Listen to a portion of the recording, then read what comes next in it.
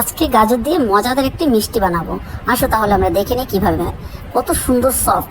এই জন্য আমি দুটো গাজর নিয়ে নিলাম। গাজর দুটোকে আমি কেটে কেটে সাইজ করে এখন এটাকে আমি সিদ্ধ করতে দিব। তা সিদ্ধ হয়ে যাওয়ার পরে দিব একটু চিনি, একটু মধু।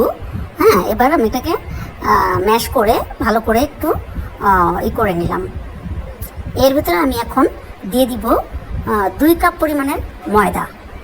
চালের গুঁড়ো দিতে পারেন। 2 কাপ পরিমাণ ময়দা আটার মতো এটাকে রুটি বানানোর মতো করে করে নিলাম। এখন এটাকে আমি গোল গোল করে আমি একটু লম্বা লম্বা করে বানিয়ে আমি কিছু তিল নিয়েছি। ওই তিলের ভিতরে ভিজিয়ে এখন এটাকে আমি তেলের মধ্যে ভাজবো। তেলের মধ্যে ভেজে নিব, হালকা হালকা ভাজবো, বেশি ভাজবো না। হালকা ভাজলে দেখতে কালো কালো হয়ে যাবে। কি সুন্দর হয়ে গেল আমার মজাদার গাজরের মিষ্টি।